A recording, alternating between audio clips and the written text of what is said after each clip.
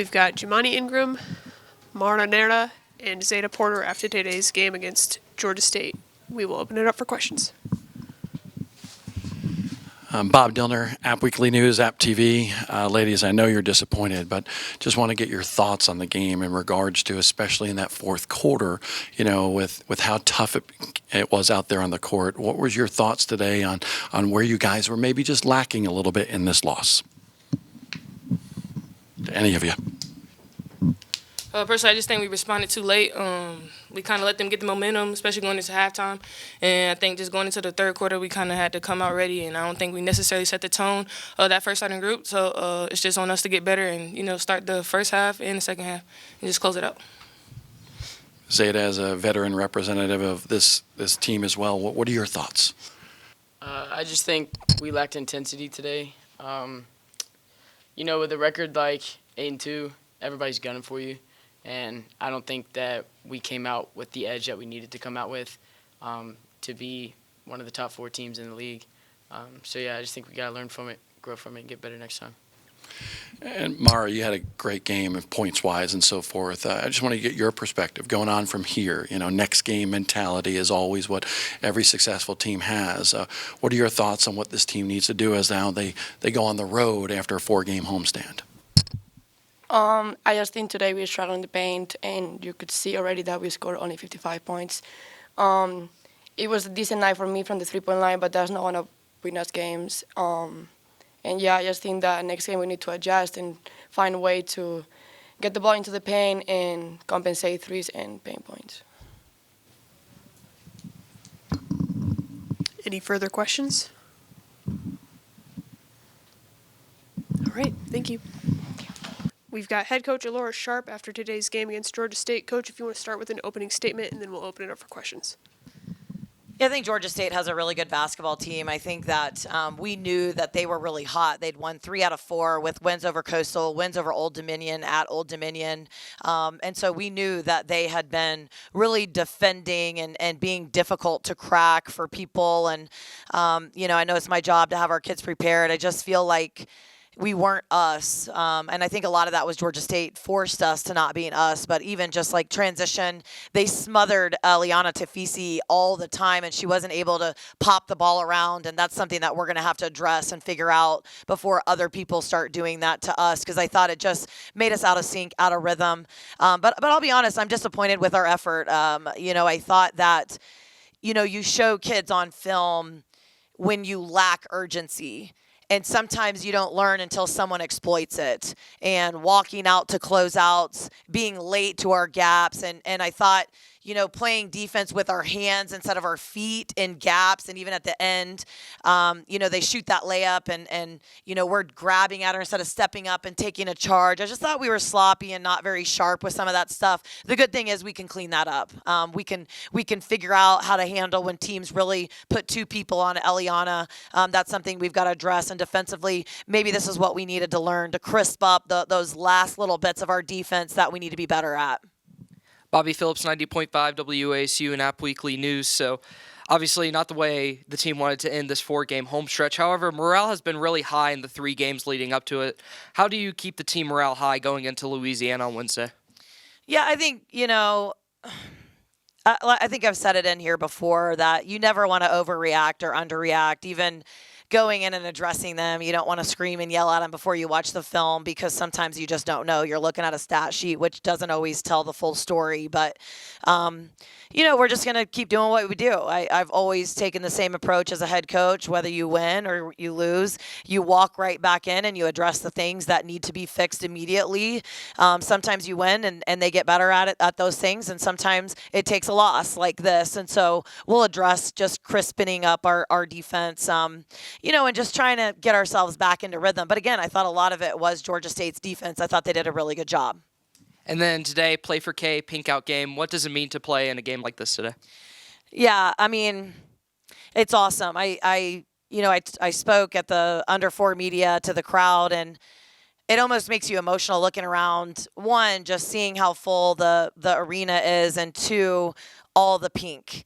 And you could hear the ducks squeaking. I think what a cool again, I hope I can see what that looked like or who won or whatever it was. But Anytime that you play for something bigger than yourself and you're representing all the cancer survivors and the people that have lost their lives to cancer. I said it the other night in here, but everyone is impacted by cancer. Everyone has a loved one, a friend, a family member, someone that they're close to in their church or whatever that has battled the disease. And so raising funds and keeping it local, I think, is awesome.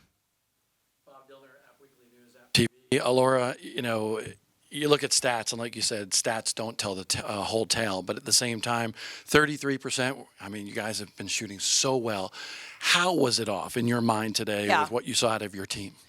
Well, I thought we shot it okay from three. A lot of that was Mara. I thought Mara shot it well. Zada, I think, hit some shots.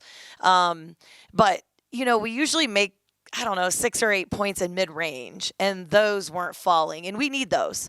I also thought our posts, they have the number 6 leading shot blocker in the country, and it's almost like you shouldn't even tell your team that, because I thought our posts were kicking it out, and we need them to go to work. I thought we lacked paint points today. And transition points. And then you talk about just bouncing back, but you could see it on their faces. And sometimes, as a coach or whatever it may be, maybe that's a good thing, that they realize, that, hey, we lost a tough one here. But I want to know what makes up the chemistry on this team, the culture that they are going to be able to put smiles back on and refocus. What do you see out of them that's going to make them do that when you get to Wednesday? Well, we've been here before. It's not like this is our first loss of the season. I know that we wanted to close out the 4-game road stretch because we're running out of opportunities to play in front of our fan base. I think we only have 2 Sun Belt home games left, and we have the MAC Challenge, but I think seeing their faces in the locker room is exactly how you want your team to feel in February. And it's a privilege to be playing for something in February in a standpoint of, we're playing for a great seed in postseason. We're playing for a postseason bid of some sort and the best seed. We want the double bye. We want to be in the top 4 and we walk into the quarterfinals of the tournament. That's what we want. If that's not what we end up happening, then we're going to shuffle the deck and go in at whatever seed we can. And even when I was at PC, we're the 5 seed and we won the whole thing. So everybody goes back to 0-0, but we have a lot to play for, and now we got to go beat somebody that we're not supposed to. We've got to go to ULM. We've got to handle business there. We've got to come back and see what we can learn from the MAC Challenge, and then we go. I feel like James Madison is bending, and I'm not sure if they won today necessarily. I haven't looked at the scores yet, but assuming we go up there undefeated, and now we've got to go steal one from someone else. Dylan Shepard with the Appalachian. Coach, we heard Zada mention that there was a lack of intensity throughout the game. Where did you see that lack of intensity, and do you think it's stemming from anything given this recent run of conference form? Yeah, I just think the sharpness of our defense. I can't tell you how many threes that they hit just from us walking out to a closeout. And, the way that we want to defend is we do a 4-step sprint. You sprint 1, 2, 3, 4, you close out, you have a high hand. Everyone on their team could shoot. We knew that. And 5 that's all she does. And she went 3 for 3 and 4 for 4. And I just thought, and I know it's hard, a one-day prep, but you've got to put in extra effort and study your scout. And I thought this morning I usually do a scout quiz and I ask them things. I thought they knew who kids were and were ready to do a good job with the scout. And then our gaps, what you saw in our game against Louisiana, they had similar downhill attack types of players. They take a lot of dribbles, and we got our whole body in the gap. Today, we just got our hands in the gap, and we were clawing, and we were sending to the free throw line. I thought they shot, 12 free throws in the first half. That is not us. That's not how we want to play. We want to rotate with our feet. We want to take charges. We took no charges in the second half. I thought we did a great job of that in the first half. So there's good things to show too. I thought we defensive rebounded well in the second half. There's nothing major. We don't have gaping holes in what we're doing. 55 points is going to be tough to win many games at all. It puts a lot of pressure on your defense. And even with the loss, you're still sitting near the top of the Sun Belt Conference standings at 8-3. Fans are still expecting this team to make a good run in the postseason, and with those expectations comes pressure. So Have you all had any conversations about pressure as this conference season rolls along and as you all approach the tournament, and what have those conversations been like? Yeah, well, we always say this is the most important game because it's the next game. Every opportunity that we have is an opportunity for growth. I think that we just got to play with joy. This team is going to look really different next year. We have so many seniors that this team it's unfortunate that we just don't have a lot of time together. And so it's so important that we make the absolute most of the games that we have together, the practices that we have together, because win, lose, or draw, we love each other.